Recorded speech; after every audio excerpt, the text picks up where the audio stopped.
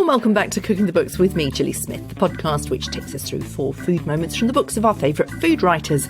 It's about all of life through the prism of food, and this week we're talking about food and identity again, one of my very favourite subjects, this time with the Hebridean Baker. I just love a bake with a story, and it just makes me chuckle that the mother of the bride, rather than, giving her daughter a big hug when she arrives home from her wedding, no, she doesn't do that in Shetland. She grabs a big piece of petticoat-tailed shortbread and smashes it over her head. Coinneach Macleod has cooked up a magical story of the Outer Hebrides, packed with ancient myths and recipes that have captivated a massive TikTok audience. Well, I had to begin by asking how he did it. I wish I knew the secret, but it is honestly such a joyful community. And starting on TikTok, I'm 48, so people kind of chuckled at me starting on TikTok. But I think more than anything else, it's about authenticity, it's about warmth, storyline, but more than anything else, character.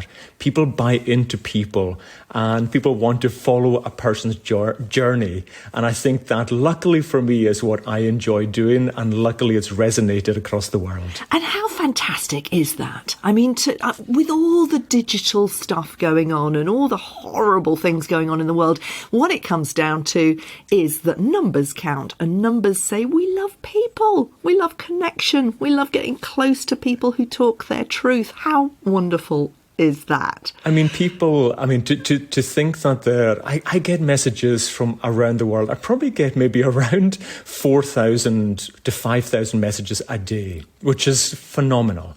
And I always promise myself that I would reply to every single one. Now, that's when I used to get like 5 messages a day. But for somebody to reach out and say, I'm going to try that recipe, or I've never heard your accent before. I want to learn more about the Hebrides, or this is the first time I've heard the Gaelic language. How can you not reply? Because it's so exciting that people are interested in your identity or storyline, and that makes it so special. Absolutely. Well, let's give people an idea of what that storyline is. I'm in Lewis, East Sussex. You're in Lewis, Outer Hebrides. We are fellow island people, but we live in a very different world. Just give us an example of what's happening outside your window right now. Well, as I look outside, I can see my poor brother Mordo, who is battling against quite a tough day on the island. It's very windy. The rain is beating down. He's got his oilskins on, and he's got about 40 sheep that he's checking. He's brought them away from the ram now, the sheep, and they're now going to be fed for the winter before the lambing begins in April. So that's right outside my window. But it's for those of your listeners who haven't been, it's just an idyllic place. It really is very special, quite unique. We are part of Scotland, we are part of Britain, but we're a wee bit different in its people and its look. And I would love people to visit, because I think they'll see something that maybe they've never expected to see in our own country before. In the modern day as well, it's very unchanged, isn't it? I mean, listen to me, I've never been there, but just reading your book and looking at the gorgeous pictures, it's very unspoilt. And you are a teller of its story, you are a keeper of its history, you are a promoter of its culture, and I want to talk about that.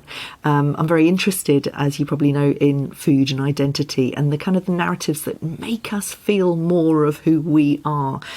We love narratives. That's what Instagram, that's what TikTok, that's what modern culture is all about. It's about clear narrative lines. And this is what you've done with the Hebridean Baker, isn't it? First of all, tell me why you wanted to do that. It's your second book. What's the idea behind really kind of capturing that culture through its food? Well, honestly, I can even pinpoint the moment when I decided to do this. I learned to bake from my aunt Bella, who is 94, and I know we'll talk about her because she's my absolute hero. She's your first food moment too. We were sitting by the stove, and she was just telling me a story about her wedding day. which had been 70 years previous to that day, and about the traditions and what they ate on that day. And I thought to myself, I don't want people on my island to lose or forget these stories and traditions. And I thought, how to do this? And I thought through the conduit of food and recipes to be still able to tell the other stories. Because you'll find in a lot of my, be it Instagram or TikTok stories or in the book, yes, the food is there, but the storyline of the food is about my language or about the mountains or my family.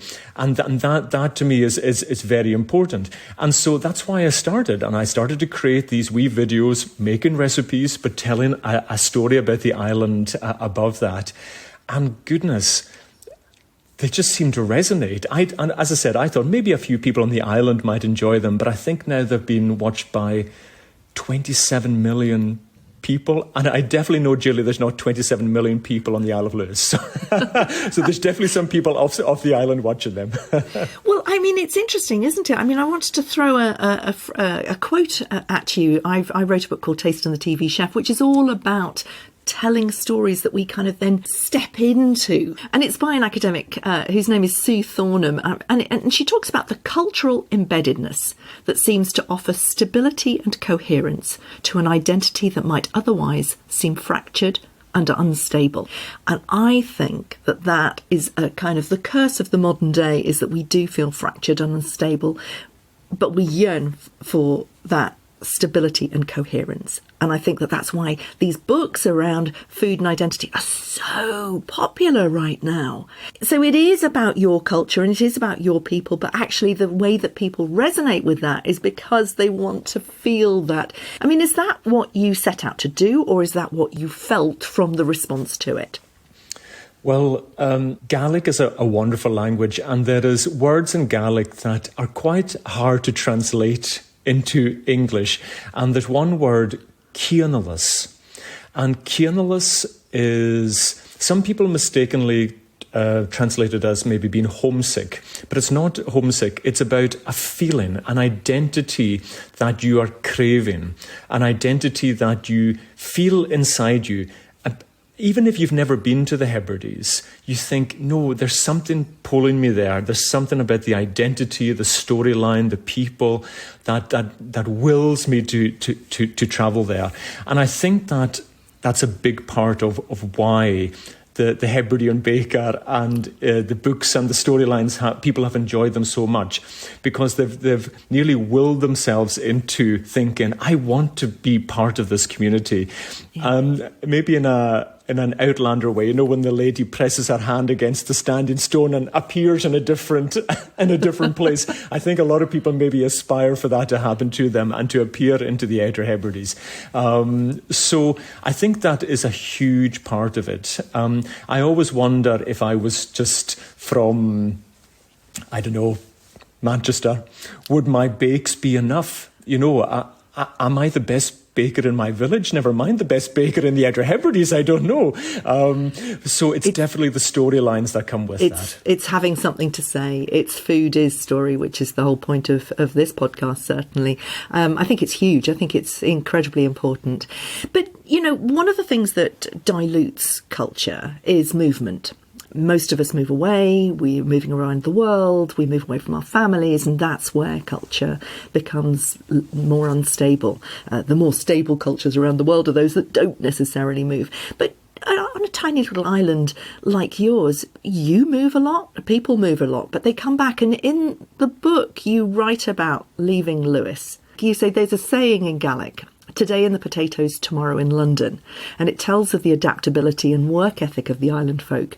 We're as comfortable in a pair of wellies driving a tractor down to a one-track road as we are in a suit running a multi-million-pound business. There's definitely a pioneering spirit amongst the Hebridean people. Now, to be able to have that kind of dual identity means that you can stay there and you can kind of build a culture, because you're going to go off again and you're going to enrich yourself. You've just come back from Nepal, for example. I mean, how does that work? Why do you keep coming back? You're right. There has been a culture over the last 100, 200 years of the feeling that people on the island have had to leave to potentially come back.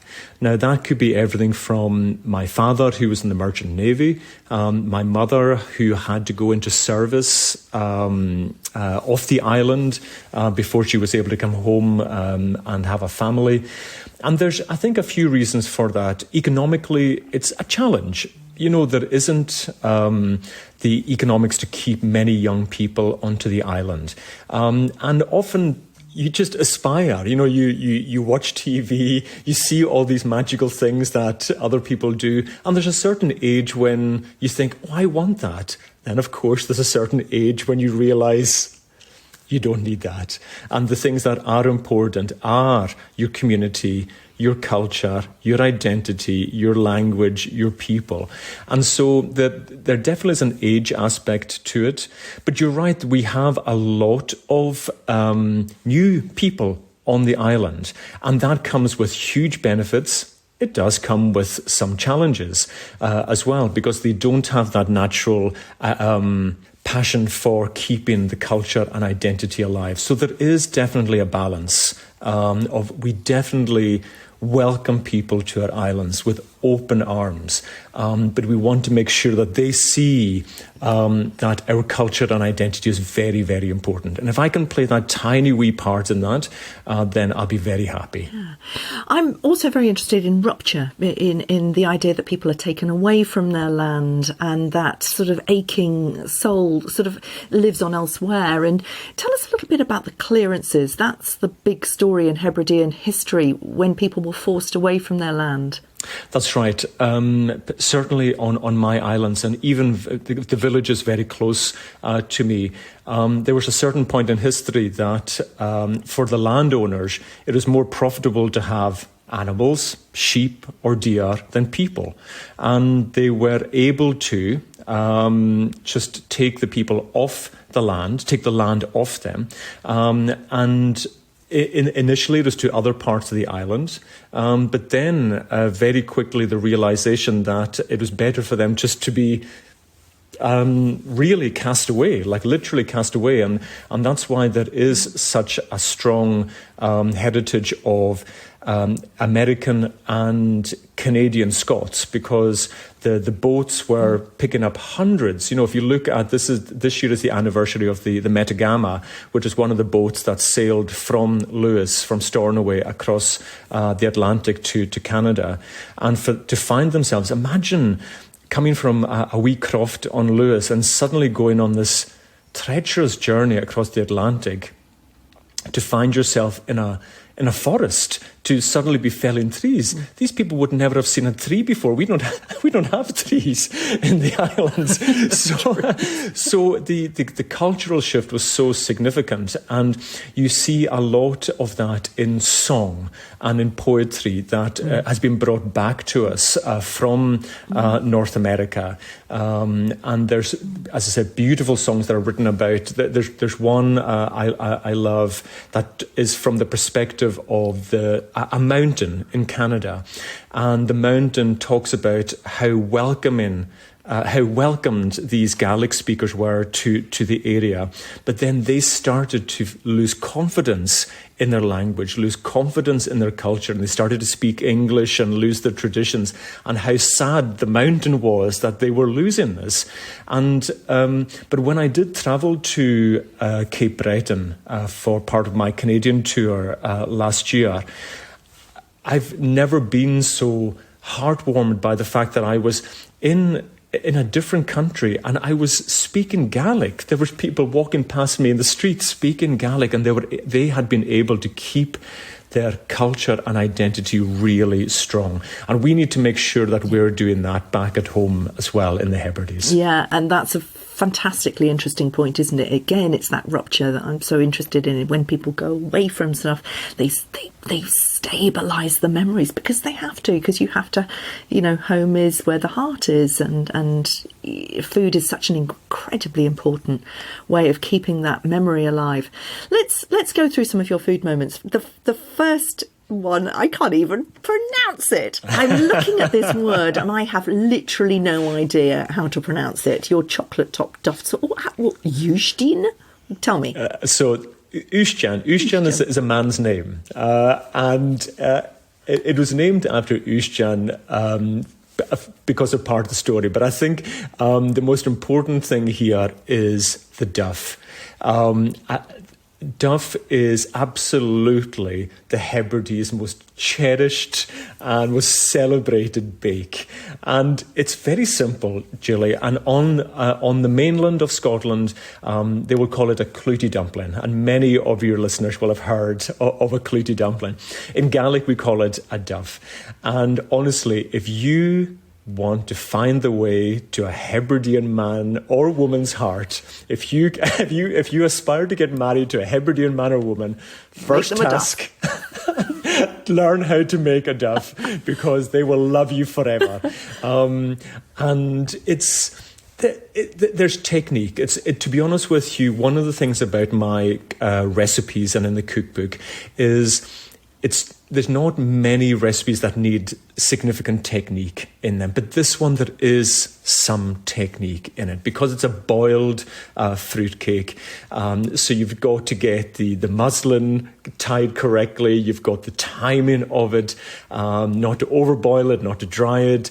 But probably the biggest difference, because it's a boiled fruit cake, it has this unique skin on it. And what we do is you put the muslin out on the table, and we heavily flour the muslin before you put the batter of the cake into it. And that gives you the skin. And it's one of these love or hate things. I love it. But I know one of my brothers, I've got 3 older brothers, they always pull the skin off and just eat it as a fruitcake. But it's one of these, the way we eat it, when day one, it's just all about slice, have it with a cuppa, and enjoy. Day 2, it's more like a pudding. You would cover it in custard and have it as a dessert. But everybody craves day 3. And day 3, we have it as part of our full fry-up. We fry the duff with bacon and sausages and I'm literally salivating just thinking about it. Please, somebody make me a duff. So everybody craves for day 3 when they can fry the duff. Put it this way: you don't buy my book for a fitness plan, Jerry. That's for sure. These are big, hearty, wholesome dishes, but duff is certainly one of my favourites. It kind of goes with the word dreich for me. I love that. It's one of my very favourite Gaelic words. But the words that you've written in your food moment around this, suet, dried fruits, black treacle. These feel like very ancient British foods as well. You are very connected to the kind of the Britishness, despite the kind of the words that I literally can't pronounce. How British do you feel? Goodness, I would definitely say I am first Hebridean and then second Scottish. I don't really have a significant identity to the British culture. I think there's a few reasons for that, but certainly in the Hebrides, remember, we used to be part of Norway. We were part of Norway for 400 years, so we look north a lot rather than south. And again, for those of you who don't know much about the geography, where we are, I'm closer to the south coast of Iceland right now than where you are, Gilly, in Lewis and Sussex. So we are nearly Nordic in our identity. So I think that plays a big part in our culture as a result. Yeah. And in my second cookbook, I actually put a chapter of Nordic bakes in, just because of that, because we feel very connected to that. Our language of Gaelic obviously comes from the Irish Gaelic language. And Gilly, if we were speaking just now, if you were speaking in Gaelic and I was speaking in Gaelic, we could sort of understand each other. But because Gaelic came to us when the Vikings were looking after us for 400 years, we have a lot of Old Norse in our language. And so even my village, I'm from a village called Cromor, which is a wee village on the Isle of Lewis. And Cro is the Old Norse word for cattle or cow. And Moor is the Gaelic word for big. So I'm from Big Cow. The next village is called Crobig, which is wee cow. And I was always very proud growing up that the Vikings thought that we had bigger cows than the next village. So when you put these types of things in context, you know, it was certainly a wee bit different, wouldn't you say, Julie? Yeah, and it's very alien. I mean, you say that the first question a Hebridean person will ask translates as, who do you belong to? Yes, Kosa is the first question. Even though maybe being called Coinneach when you leave the island seems very different, but on the island, there's really only about 5 men's names and 5 women's names. And our surnames are all MacLeod, Mackenzie or MacDonald. So asking what's your name is not going to give you any advantage to who you are. So Kosa we have a thing called the Slunnerich, where you are called after your grandfather's nickname. And so depending on who you speak to, you might talk about your paternal or maternal grandparents. And then you will say, well, I'm Coinneach, Morhian time, or, you know, what you know, your Slunnerich. And straight away, wherever you are in the world, people will go, oh, I knew your grandfather, or I knew your auntie. And so that's just a natural part of our identity, is talking about our history, even now to identify ourselves. Yeah, fantastic.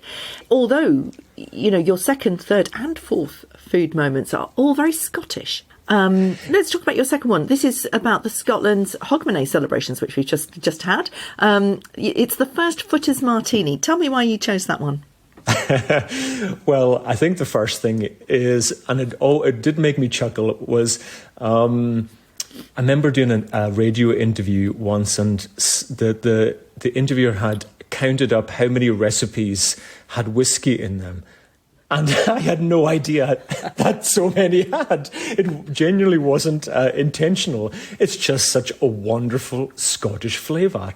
And depending on which whiskey you use, you will get a different flavour from it, be it in a bake or in a cocktail. So a first footer is a very wonderful Scottish tradition where you hope to welcome a tall, dark, handsome man at your door after midnight in Hogmanay. Now, I don't know about you, Gilly. I think inviting a tall, dark, handsome man at your door after midnight is good at any time of year. Absolutely. Why wait till Hogmanay for that? But I think it comes from the fact that if a tall, blonde-haired man arrived at your door, it's probably a Viking who's here to do some pillaging at your house. You're probably not so popular. So that's why it was always a dark-haired man that was more popular. And he would arrive with 3 things: a piece of peat or coal, depending on where you are, a black bun, which is quite a hearty fruit cake, as you probably know, and a bottle of whiskey. So again, who wouldn't want to be welcomed into the door in that way? And that, again, is a tradition that comes from Scotland. But actually, for us, Hogmanay, we call it Eichichalin. Gilly, your Gaelic's going to definitely have to improve with all these different things. But Eichichalin is our version of Hogmanay.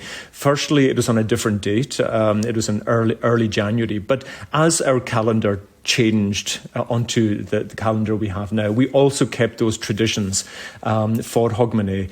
And so when I was growing up, as part of traditions, we would visit every house in the village. We would perform what's called the Dúin. It's a Gaelic poem that celebrates the end of the year and the start of the new year. And the people you would visit, it's nearly like a good luck charm for them to have the youngsters of the village do that. There were some quite dark traditions that came along with that. The oldest boy who would do the visit would be wearing a lambskin and take really like a candle, which was with him, which was lit. And as he came into the house, he would go to the mother or the grandmother of the house and turn the candle around the head 6 times. If the candle went out, there was going to be a death in the family that year. If the candle stayed on, then there's prosperity for the family ahead. And so those traditions were seen as kind of good luck and fortune for most people, of course, if the candle stayed on. But all these things come into the fact that hogmanay is so important to Scotland, and Eichichallen the same to the Hebrides. Yeah. So the first fooders martini is simply a classic espresso martini, but with a wee twist, having whiskey in there. And oh my goodness, I think if I was a first footer and I got this when I arrived at the door, I'd be absolutely delighted. As we all would. Those myths and legends and traditions and rituals, they weave all the way through your book, don't they? History, too, in your third food moment is all about Mary Queen of Scots. It's about shortbread, but that was her favourite biscuit. Tell us about that one. Again, very Scottish. Yes, very Scottish. So you can imagine when you're Scottish and you're writing a cookbook, oh my goodness, there is big pressure to get your shortbread recipe right. You can imagine. I'm trying to make that relative to other countries, the pressure of one recipe to get it. And I must admit, the questions I get over shortbread are more than any other. And each part of Scotland will have their own twist or moment on shortbread. But very much shortbread was introduced by the French chefs of Mary Queen of Scots when she returned to Scotland. And this was absolutely her treat. And so, of course, it was elevated. It became this thing that, well, if you have shortbread, then you must feel really royal because you're having that with your cuppa. And now, of course, it's just a fundamental part of every Scots, afternoon with their cuppa. Absolutely, and also used to traditionally baked by the mother of the bride and broken over the bride's head as she entered the marital home after the wedding ceremony. This is the particular Shetland bride's bon. Yes, a bride's bon. So, well, I just searched high and low, the furthest north to the furthest south to find what I thought could be the best shortbread recipe. And, there's always a twist. You've got the Abernethy biscuits, you've got the traditional, is it going to be in a petticoat tail or a finger or a round? But the bride's bon I just love a bake with a story. And it just makes me chuckle that the mother of the bride, rather than, giving her daughter a big hug when she arrives home from her wedding, no, she doesn't do that in Shetland. She grabs a big piece of petticoat-tailed shortbread and smashes it over her head. And the goal of this is that all the guests run towards the bride to catch a piece of the shortbread, and then they will put that under their pillow at night. So it's also translated as dreaming bread, because you're supposed to dream of your future husband or wife that evening. Lovely. And even if you don't, if you wake up at 3 a.m, a wee bit hungover, needing a glass of water from the wedding, you've got a wee tasty treat under your pillow that you can have. So it's a real win-win. It's a win-win, exactly. Your final food moment we probably have all heard of, the cockaleekie pie. Soup, great soup again, something for a wonderful treat day. Well, I think there's one thing that Scots do very well, actually probably you could say British people do very well, is make soup.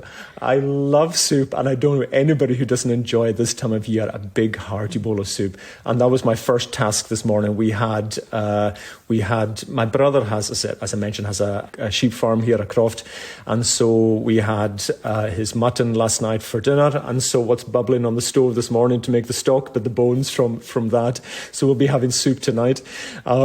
But when you think of the wonderful soups made, or maybe traditionally made in Scotland, like Cullen skink, Scotch broth, and that wonderful advert, Gilly, I don't know if you remember it, I think it was for Knorr stock cubes, was it the 70s or 80s, where the husband was wondering where the wife was going, and she was saying she was off to Inverness to get a chicken. But she was actually going to a strip show. I mean, I still can't believe this story. This is a TV advert. But the next day she made pea and ham soup. And the man sat there going, pea and ham soup from a chicken. And this was the classic line. And it doesn't matter how many times you make pea and ham soup, somebody from Scotland will say, from a chicken. And so a wonderful identity of that. But there is one... There's one thing when you're making a cookbook, you sit there and you've written all these recipes and you're excited about making them and you've tested them, and then the photographer comes and, you've got to make it look beautiful and you're all excited about that. And Susie Lowe, who's my photographer, a wonderful photographer from Edinburgh, I brought through the cockaliki soup because that's what was going to be in the book. And cockaliki soup, the three main ingredients are chicken, leeks and prunes, and it's a clear soup. And so when she was photographing it, she was like, Coinneach, I don't know what to do with this prune keeps floating about and it just looks terrible. And I looked at the photos and I was like, oh my goodness, Susie, I totally agree, I don't know what to do with it. So I trudged away thinking, okay, I've got to find another recipe and that kind of thing. But that evening I was making dinner and I had all this chicken, leeks and prunes. So I thought, I'll just make it into a pie. I'll slow cook it and put some pastry on top, and that'll do us for dinner, for a quick dinner tonight. And my partner Peter, my sister-in-law who helps me with my recipes, we were all sitting around the table and they were like, this is the best thing you have ever made. And I was like, should I put this in the cookbook? They were like, oh my goodness, put this in the cookbook. So it changed from cockaliki soup, say that was on the Monday, to cockaliki pie on the Tuesday. And it is an absolute winner, to the point I was very kindly invited on to cook for Holly Willoughby and Philip Schofield on this morning. And Philip was like, this is so tasty, and even messaged me 2 days later to say he had made it at home and how much he enjoyed it. So I think it's one of my favourite things to do is take a traditional Scottish recipe like cockaliki soup and just give it that tiny wee twist. There's another recipe in my book. Everybody loves a hot toddy at this time of year, and so I've made a hot toddy cake, a hot toddy bundt cake. So taking the cake, be it's a lemon and honey cake with a beautiful whiskey drizzle on top. So that wee twist on a Scottish classic, it makes me smile. I hope it make other people smile as well. Well, it's interesting, isn't it? I was going to ask you, with all your platforms and, if you do set yourself up as the cultural cook, you've only got so many recipes on your island. If you're going to do local seasonal, well, you're going to be limited. It's that ability to reinvent, isn't it? To take those little twists and give it, your real Hebridean Baker spin. How many times do you think you could do that? Or rather, what's the pressure on you to be able to pull new stuff out of the bag? But honestly, Gilly, it's my favourite thing to do. I just absolutely love it. And it even comes down to just the cookbooks that I have. One of my favourite cookbooks is The Scots Kitchen by F. Marion McNeill. 1929 was when it was first published. And just looking through that book and being inspired by her stories and the names of the recipes. And I recently found a cookbook called The Practice of Cookery from the 1820s.